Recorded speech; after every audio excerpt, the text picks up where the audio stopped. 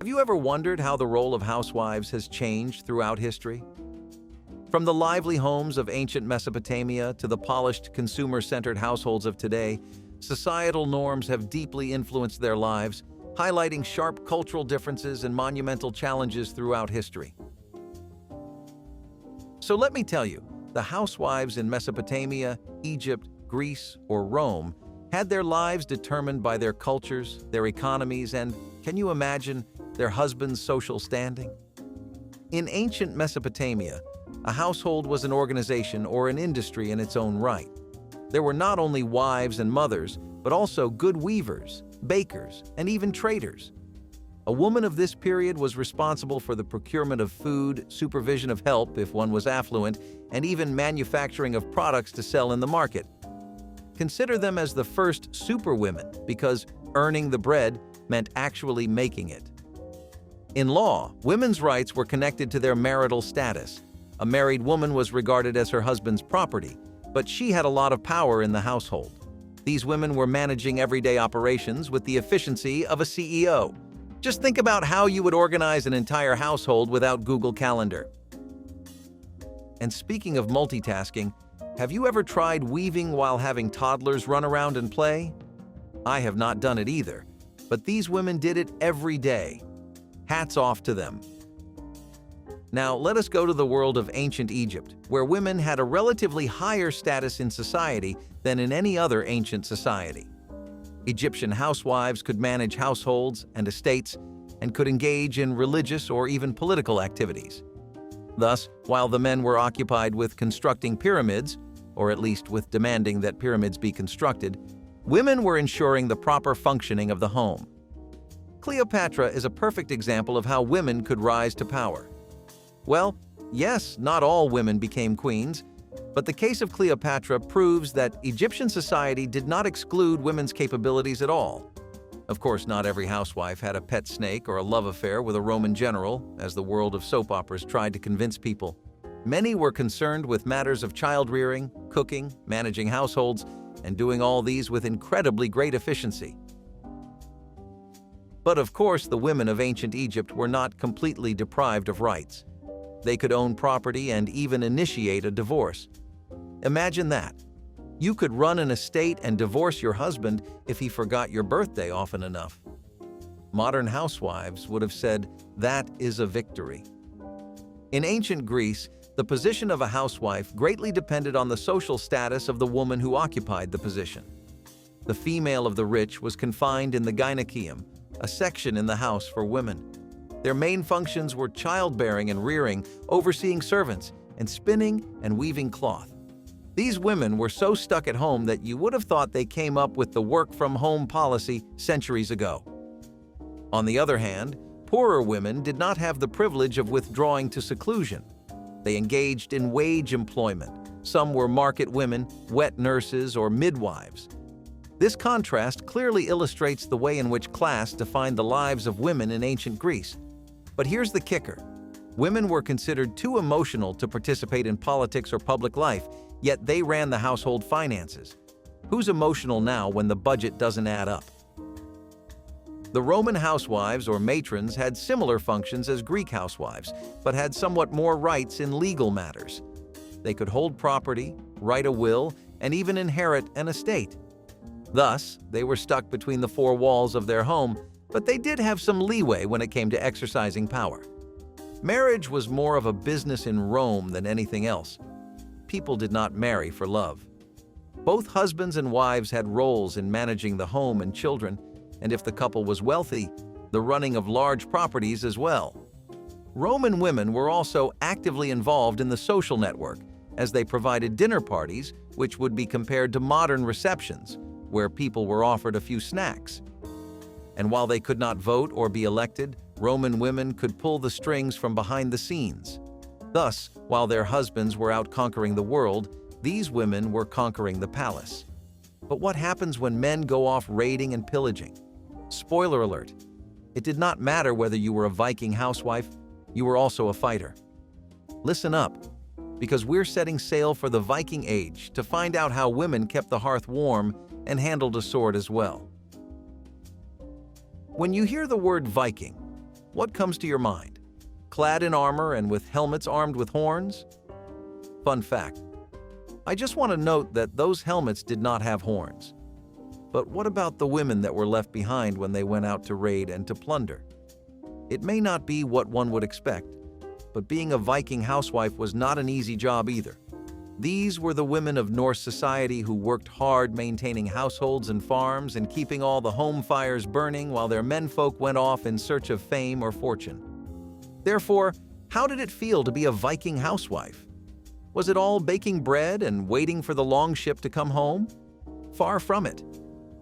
So, let's get into the lives of these courageous ladies and check how they managed hearth and home and, in some cases, the sword. Real quick, if you're enjoying this content and want exclusive insights into innovations driving the cars of tomorrow, hit subscribe and help us reach these topics to a wider audience. Thank you for your support.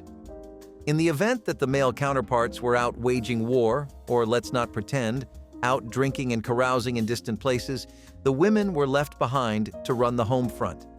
And when I say manage, I mean they were the ones in charge of it all. Women in the Viking period were also in charge of the farm, the animals, the fields, and the food preservation during the very long and severe winters. You can best imagine them as the presidents of their homes. They didn't just assign work, they accomplished it. They milked cows, churned butter, and weaved cloth, sometimes all at once, while watching over children and possibly wolves. If multitasking was an Olympic sport, then Viking housewives would have won gold medals. And let's not forget about the trading. The women of Viking weren't restricted to their homes, but also engaged in business. They bartered products such as textiles, dairy products, and even precious jewelry for the economic growth of the Vikings. Some were the kings of trade that could have been the Bezos of the Viking Age, but with way better ships. While the male folk were out hunting or engaging in other rampages, women were not only in charge of the home, but also the defense of the home. Viking women were fierce. If the homestead was in any danger, then they were fully capable of protecting it. There are no damsels in distress in this one either. This wasn't just about the physical power of the man. The Viking women were very strategic in their thinking. They understood how to safeguard their homes, where to conceal the property, and how to brace for the storm. Marriage in Norse society can be described as a practical affair. It was not about love, but about land, relationships, and consolidating family ties. Viking women were allowed to contribute dowry to marriage as well, and they had some rights that were quite liberal during those years. Viking women, unlike many other societies at the time, could also divorce their husbands if things did not go well. If he was not kind to her, was not bringing home the bacon, or God forbid exhibited cowardice, she could just pick up her belongings and go. She might even take the furniture.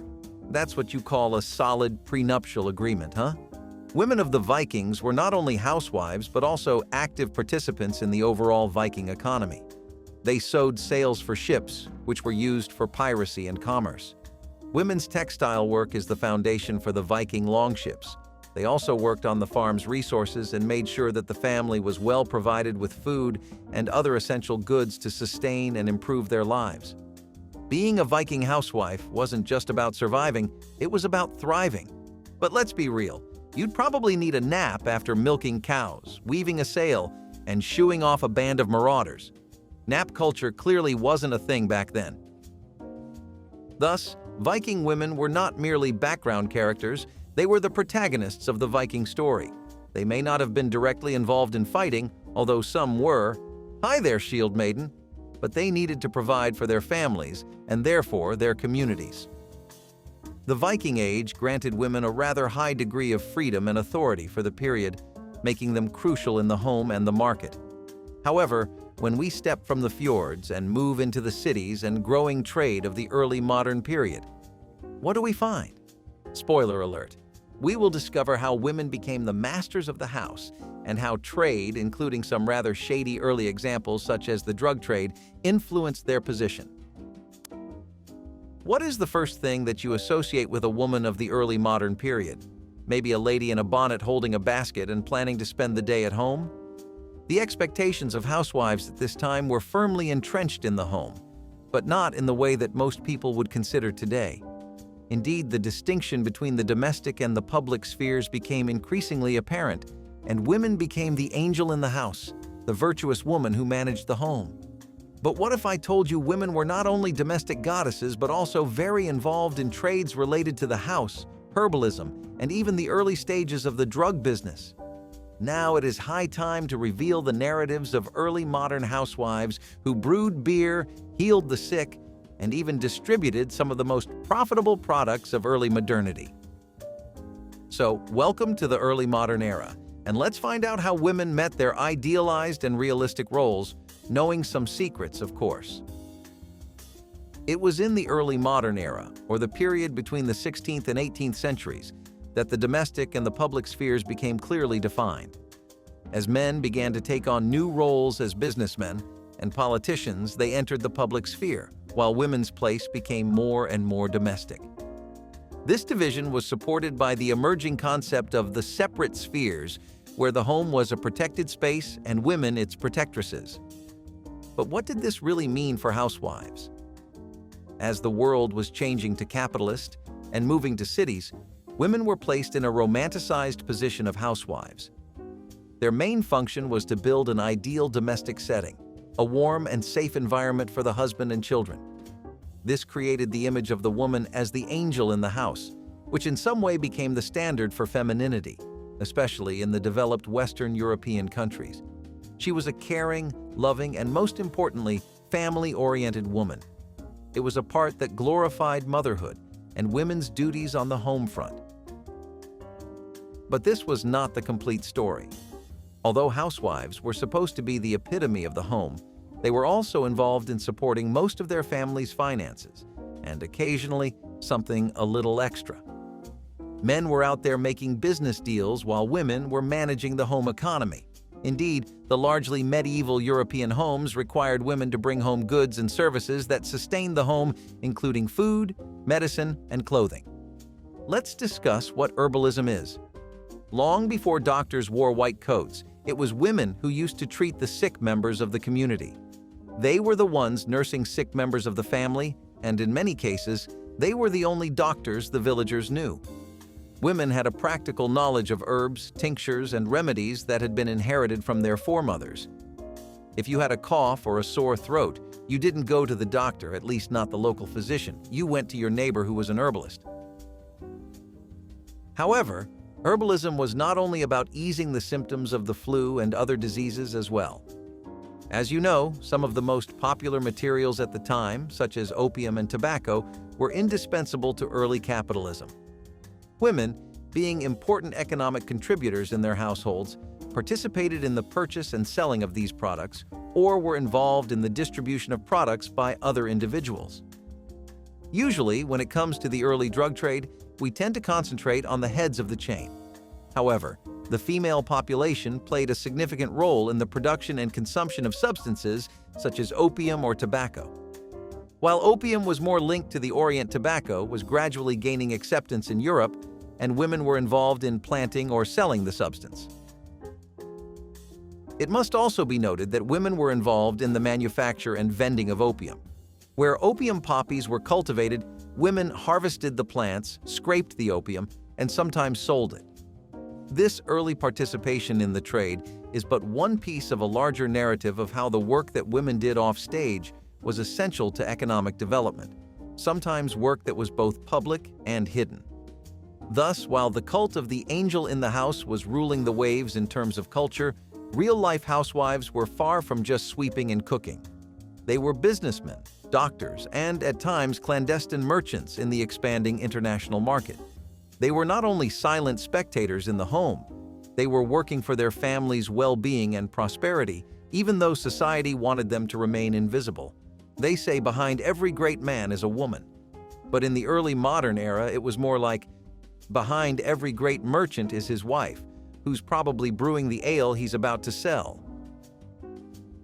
This contrast between the gentle and nurturing female figure and a businesswoman or a trader gives us the best glimpse into how layered women's lives were. It was as if being a housewife was a full-time job, One moment you are quilting and the next you are haggling over the sale of herbs or bartering tobacco for anything else. As we have also noted, the early modern era shifted women's roles, and women embraced commerce, medicine, and even the drug business. But what happens when war comes knocking? What changes did housewives undergo during the First World War? What becomes of the home when war starts? Although the First World War was a man's war, housewives also took up jobs that they never dreamt of before. During the war, men went to war, and women were left to go to work in factories, fields, and even hospitals. The war not only changed the nature of the workforce, but it also altered the role that women were expected to play, and therefore the role of a housewife. Housewives prior to the First World War were confined to household duties such as cooking, cleaning, and taking care of the family. However, things were different when the war started in 1914. When millions of men went to the front, women were left to do what had previously been considered man's work. All of a sudden, housewives were to be found operating munition factories, driving ambulances, and tilling the land. These women were helpful to the war effort as they provided weapons and other important commodities for the front line. During the war, 1.25 million British women entered employment for the first time. This altered the perception of women in the workplace forever. But the factory floor was not all rainbows and butterflies, if you know what I mean. Picture the change from your kitchen apron to overalls and your working environment filled with the sound of metallic noise. It was not very stylish, but it had to be done. In Britain, women such as the munitionettes, who worked round the clock producing ammunition for the front lines, were considered heroes of the war. Even at home, there were obstacles that the girls had to overcome. Women at home experienced scarcity of some necessities such as sugar, meat, and flour because of rationing. Living on scarce resources meant that every day was a challenge on how to manage the household. One would expect preparing a meal for 5 people to be challenging. Well, let me tell you what it is like to prepare a meal using 1 egg, a slice of bread, and a prayer.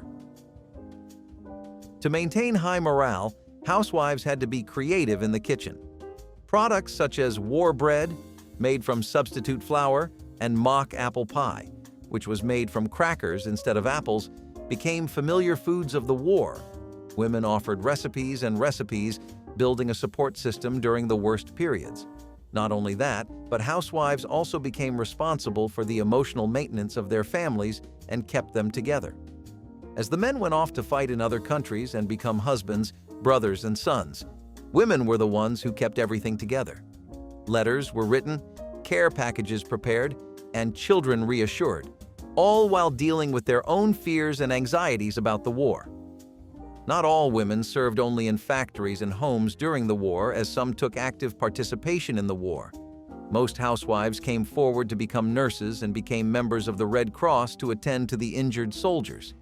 These roles were strenuous and demanded much of the emotions of the women, but they provided them with a role and a direct way to participate in the war. Think about it and try to switch from having to apply a bandage on minor injuries such as scraped knees at home to treat soldiers injured in a war in a field hospital. The transition was anything but easy, but it brought out the strength of women during this period. The efforts of housewives were not ignored during World War I. It was after the war in 1918 that people started to change their perception of women's capacity. They fought for their rights on the home front and in the workforce and paved the way for future reforms such as women's suffrage around the world. However, the return to the new normal was not without hitches. Women were supposed to go back to the pre-war housewife status upon the return of men from work, which made some of them feel unfulfilled. However, the effects which they produced during the war could not be wiped off, and they acted as a springboard to future social reforms. Their actions teach us that being a housewife is more than just the duty of overseeing a home. It is rising to the occasion when the world calls on you, even in the blackest of times. Perhaps World War I was the turning point for housewives, but this is not the full story yet. 20 years later, the world was in an even larger conflict and women were again expected to step up to the task. How did it feel to be a housewife during the Second World War? And what did these roles of nations change in the course of the following world crisis? Stay tuned to find out. What happens to a housewife to become a wartime hero? Women of the world were pulled into duties they never expected, from manufacturing to flying aircraft during the Second World War. Housewives turned into endurance and ingenuity icons. They showed that their input was not limited to the domestic sphere only. Do you know who was Rosie the Riveter?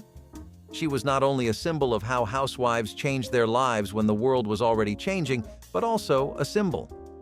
However, what kind of life did these women have while struggling between war work and domesticity?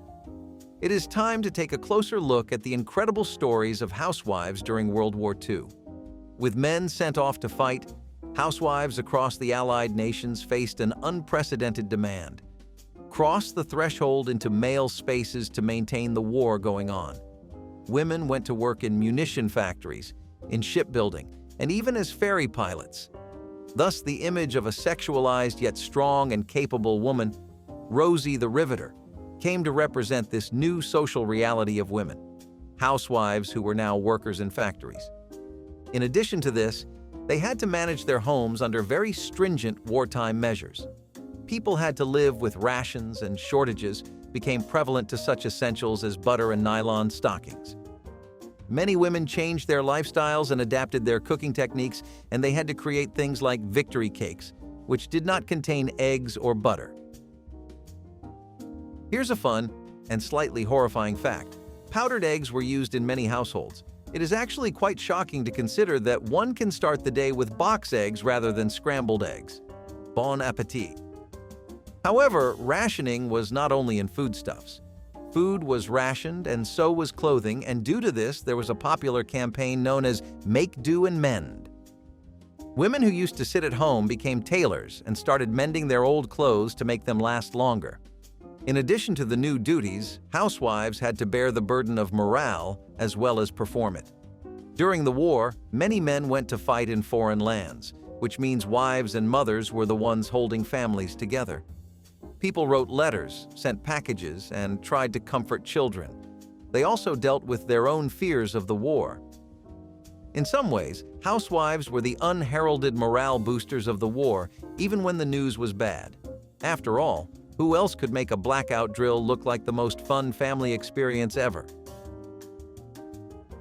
When the war ended in 1945, millions of women were called upon to quit their paid employment and go back to being housewives. It was not a happy change for many housewives. Many women who have been on their own for years and have been gainfully employed found it restrictive to be homebound. This tension led to the emergence of early feminism in the post-war period. Girls started demanding equal rights in employment and in society in general. The theme of the second wave of feminism that unfolded in the 1960s was sown in the experience of housewives during and post the World War II. Housewives during the Second World War were some of the most hardworking individuals that ever lived. They did not only maintain the home fires burning, they were feeding the war, sustaining their families, and creating the groundwork for future change. This shows that women are strong and resilient, and at any one time they can fight for themselves and others. From the assembly line to the kitchen, housewives during World War II were able to redefine womanhood in the war era. However, it is equally important to talk about the next stages in the housewives' development process. Moving to the 1960s and 1970s and the Vietnam War, we have a different kind of challenge.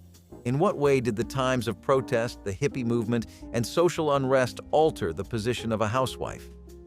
It is interesting to consider how a community responds when not only its soldiers, but also its civilians are targeted.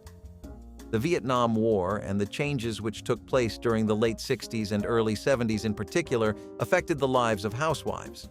Women who were once confined to managing homes when husbands went to war were coming out to protest against the war.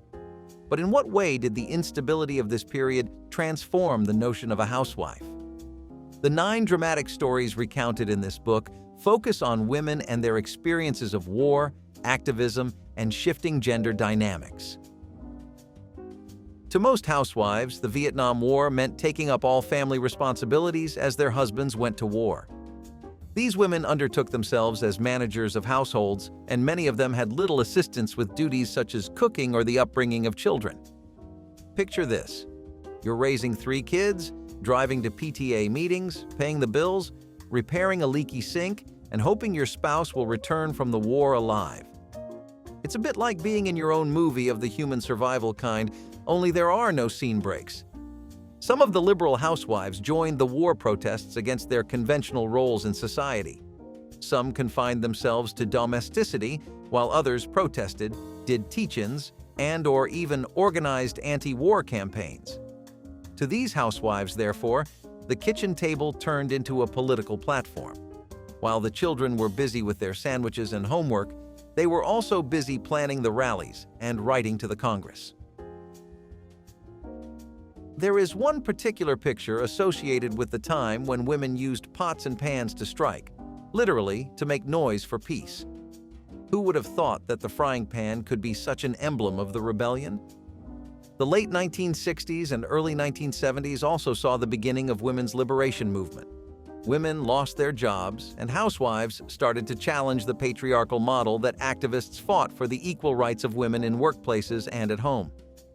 For some, it was the start of a process of getting women out of home and into work, education, and other public activities. It is important to remember that the Vietnam War caused a shift not only in the soldiers, but also among families. When the men came back from the war, they were often suffering from PTSD or other issues. Women who stayed at home reported being in a new terrain of nursing husbands who had been transformed by the war. Women were left to bear the brunt of the emotional work that was necessary when spousal relations were tense and when the male partner needed to be helped to adjust to life outside the military. Whereas for some families, these challenges built the strength, for others, it revealed the weakness. Gradually, however, housewives have taken up dual roles, as homebound women and as active participants in public life. Women were coming out of the home through work, education, or by actively advocating for change. For military wives, this sometimes meant becoming spokespeople for improvements in veteran welfare, speaking out to effect change. For some, it meant the cause must go on, for peace, for equality, and for a better future for their offspring. The Vietnam War contributed a lot. It became a turning point for the housewives who changed their status and gave new roles in society. These women were paving the way for the modern women who had to hold down the home front, protest on the streets, or demand equality. It is not the end of the road yet.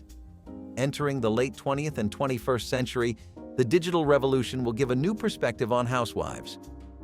What has technology, the internet, and the shift in culture done to the modern housewife?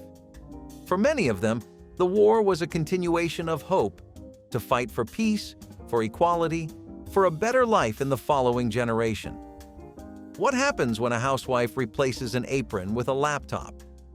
The digital revolution has brought about a dramatic change in how a household can be managed. From freelancing to becoming an influencer, today's housewife is as likely to start an internet business as bake cookies. But has technology really freed women from gender expectations, or has it only added more things to do for them? It is time to understand how the role of housewives has changed in the era of the internet. The digital revolution, beginning in the late 20th century, brought innovations that revolutionized every aspect of life, including the running of households. Daughters and housewives saw their possibilities of employment or beginning an enterprise from home as never before. Consider this. In the 1950s, a housewife might have spent hours browsing through cookbooks. Today, she is pinning recipes that have gone viral on Pinterest or TikTok, all while in a Zoom meeting and running a side business on Etsy. Flexibility came with the internet. A woman could even go to work and earn an income without ever having to venture out of the house. Regardless of whether these were freelancing, virtual assistants, or online tutoring, the gig economy presented an opportunity to balance family commitments and work. Perhaps one of the most astonishing transformations of the new digital era is how social networks made housewives famous. From cooking shows, providing guidance on parenting, the proper ways of home decoration, and everything in between.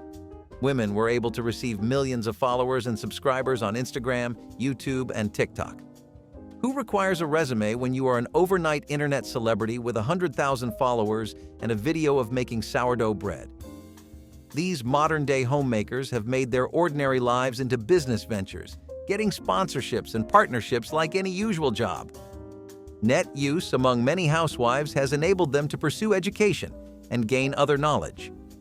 Online courses and degrees have provided a way for women to gain new skills, and in many cases, new careers as well. Try to envision the housewife of the 1980s browsing through college prospectuses. Fast forward to today, and she's giving virtual lectures while wearing her pajamas. Of course, new forms of work such as remote working and new platforms like social media are not without negative effects. Indeed, for many housewives, the distinction between home and workplace is no longer possible. Right from the evolution, we find that there are societies that stick to the traditional feminine and masculine roles. The expectation that housewives should do all has not been done away with, just incorporated into the virtual world. Now, women need to work online side jobs, take care of their families, and keep up the exterior of the perfect housewife with a beautiful home on Instagram. It feels as though we're expecting more from life, but life still only gives us 24 hours in a day. Whether it's a case of beginning entrepreneurship, getting an education, or developing a career, housewives of today are slowly and steadily striving to defy the conventional norms of success that exist across the society.